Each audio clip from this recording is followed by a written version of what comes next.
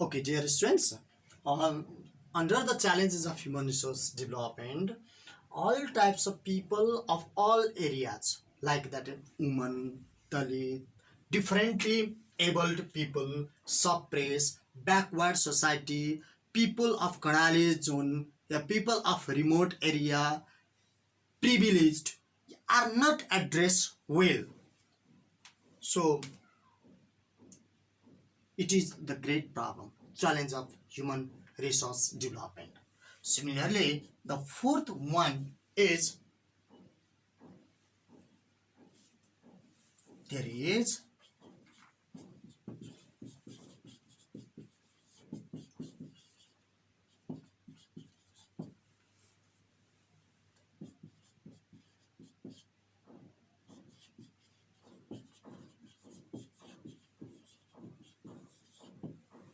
next one is there is lack of clear cut human resource development plan and policy.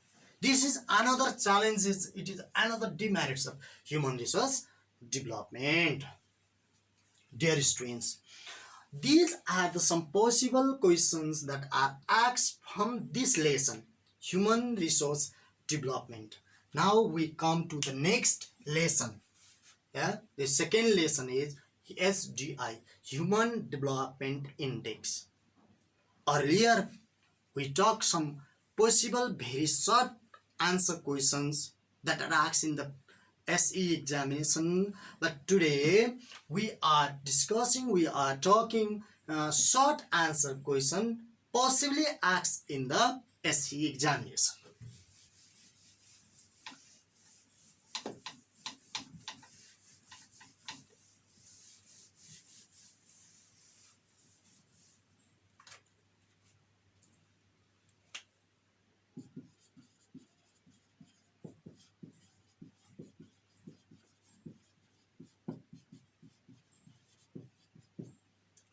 Human Development Index, simply HDI.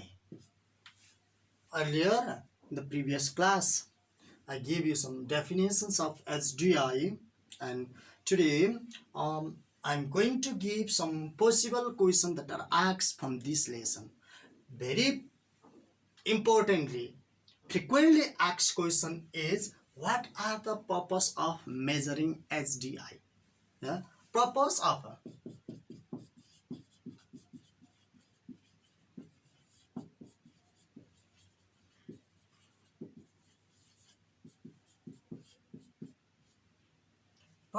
of measuring HDI. Why we calculate, why we measure the human development index of particular country? Number one, purpose of measuring HDI is to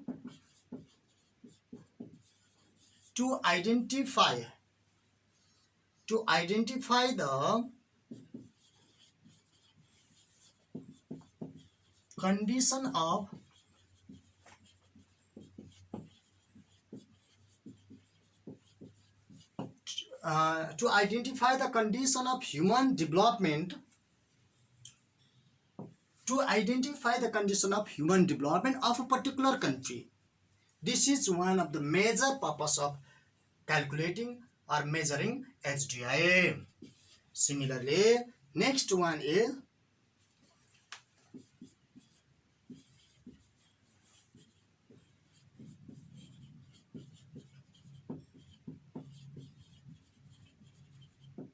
to compare the socio-economic of particular countries. Another purpose of calculating HDI is to compare the socio-economic condition of particular countries. We can compare the social and economic condition of the particular countries.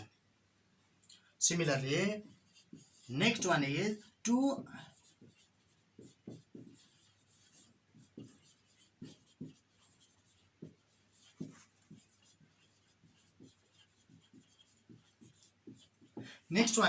identify the area of development. The SDI, the main purpose of calculating SDI is to measure or to identify the area of development, and after finding out the area of development, it carries out several developmental activities. Next one is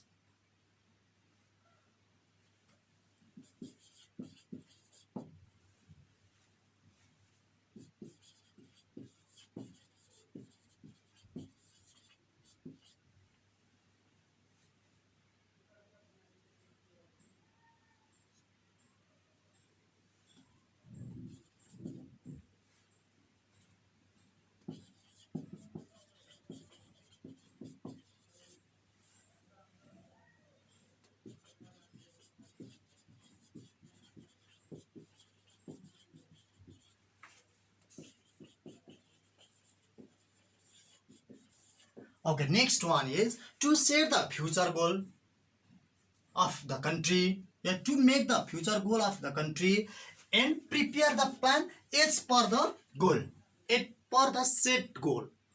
This is another purpose of measuring HDI. Sorry. Now, dear students, I think you have also copied it down. Now, let's go to the next question and their answer.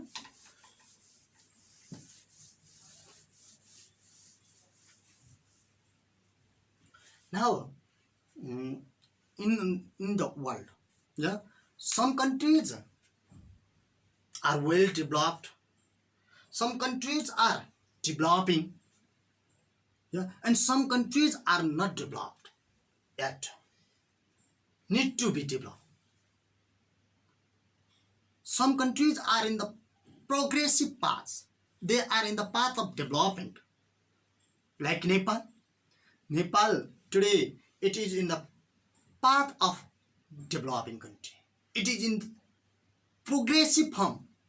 Developmental activities are continuously going on, carrying on. No, so its SDI value, its rank is increasing. Now, what should be done in order to improve SDI of a certain country like Nepal?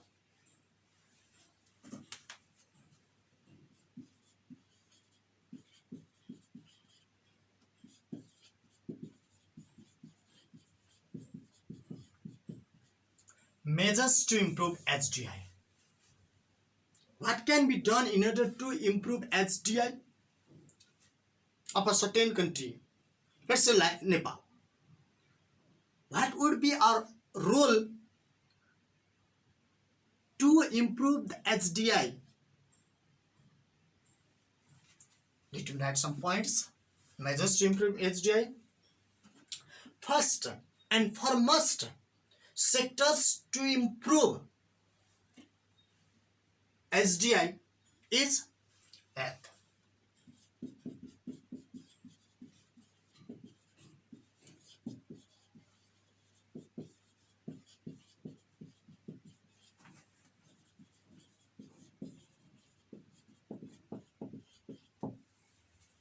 Expansion of health service and facilities.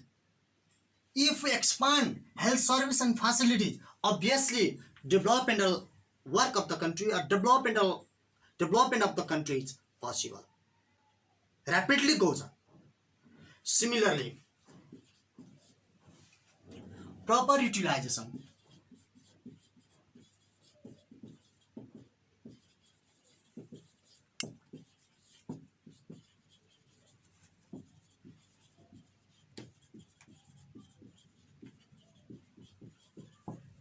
Next one is to utilize the local means and resources properly. Utilization of local means and resources properly is another measures to improve HDI.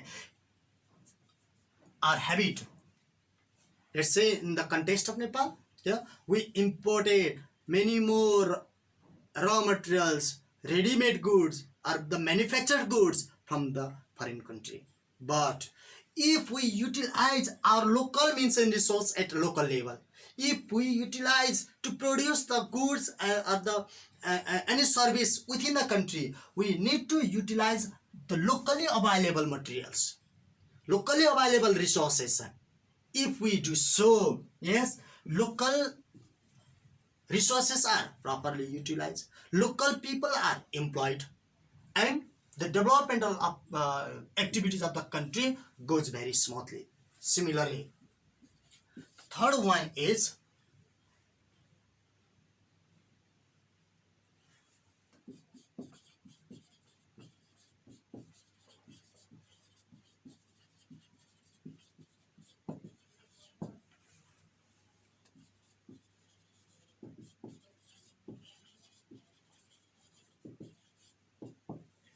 focus on the development of quality education.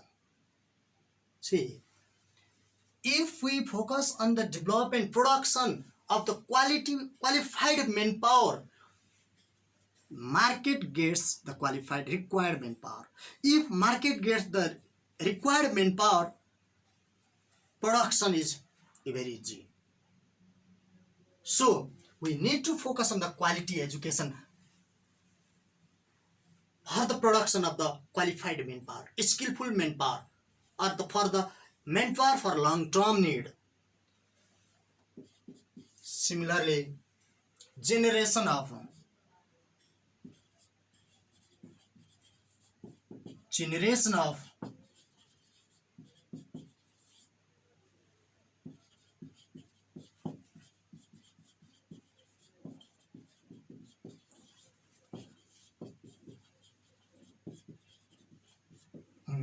Next one is that generation of employment opportunity at local level. This is another important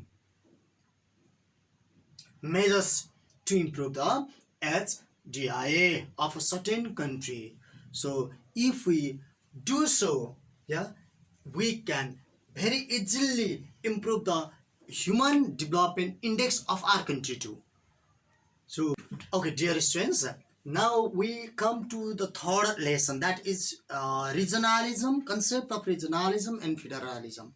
In short, I'm giving you the federalism, its advantages and disadvantages of federalism.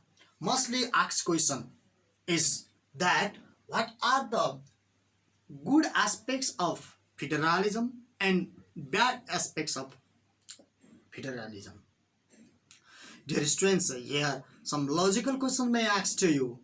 What do you think? Federalism is suited for Nepal or not? You need to give your logical answer. Similarly, Nepal is recently divided into 7 provinces. Federalism. Do you think the speedy development of the country can be achieved, or the HDI of the country can increase by the development of federalism? May ask to you in the exams. So you need to give your logical answer. Now, to assist it, to support this question, yes, I'm giving you some bad aspects and good aspects of federalism.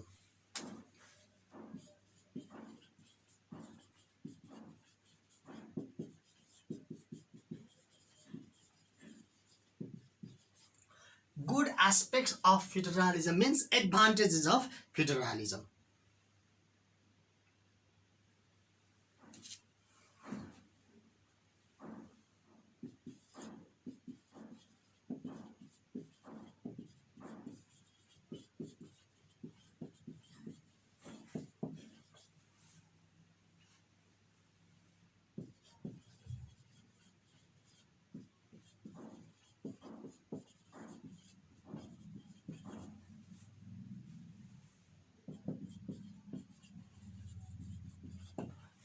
In federalism, central government is more decentralized, due to which it maintains the close relation between the state and its people.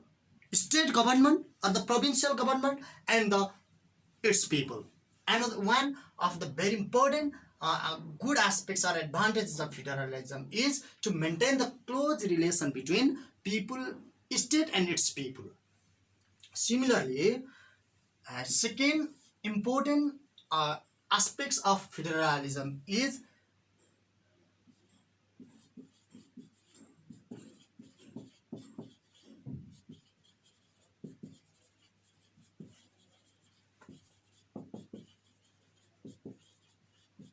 it help it helps to federalism helps to solve the local problem at the local level, because federalism is the concept of decentralization of the power.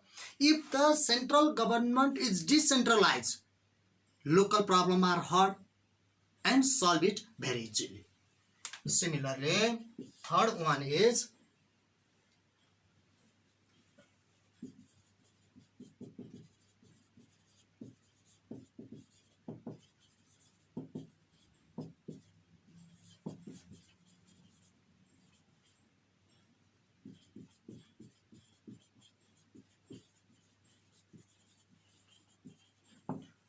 maximum utilization of local resources and means.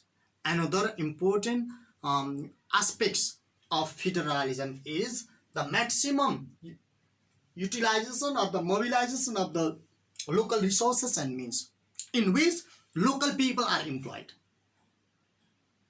The economic prosperity of local people is possible. Similarly, next good aspects are the advantage of federalism is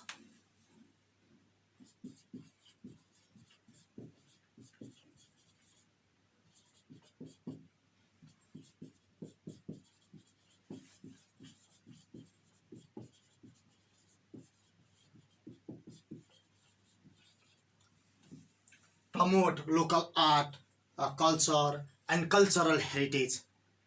This is another important good aspects of federalism. Dear students, now come to the bad aspect of federalism.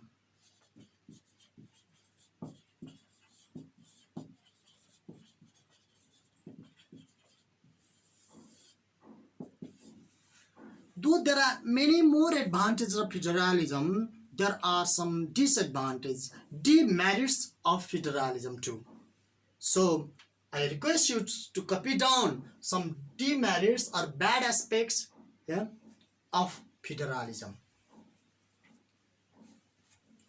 It may bring or it may cause the unequal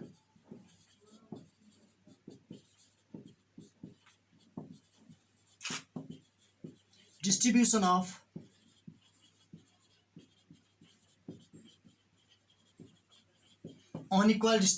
means and resources. Next one is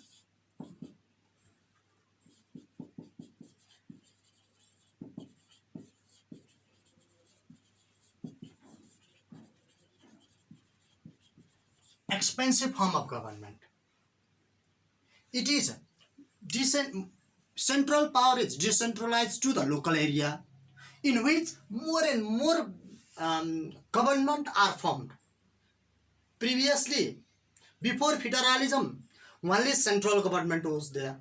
After the enforcement of the or application of the federalism, central government in the federal government in the center, provincial government in the each state, and local government in each local level, in which it increases the government expenses. So federalism is not suited for the smaller countries, more economic expenses. Similarly, next one is that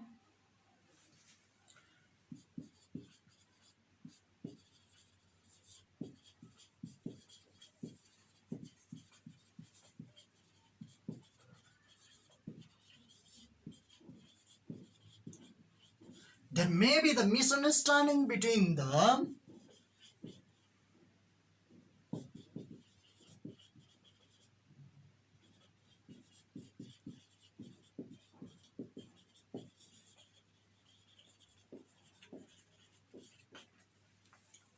there may be the misunderstanding between the federal government. See, federal government and provincial government.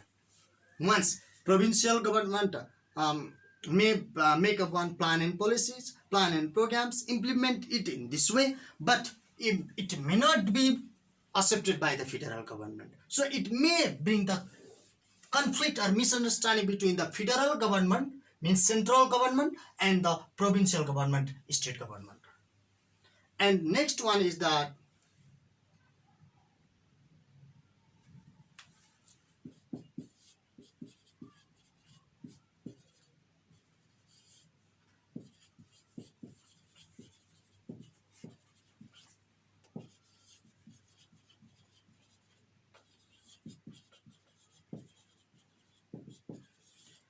there may be the misuse of power of authority, because there are many more government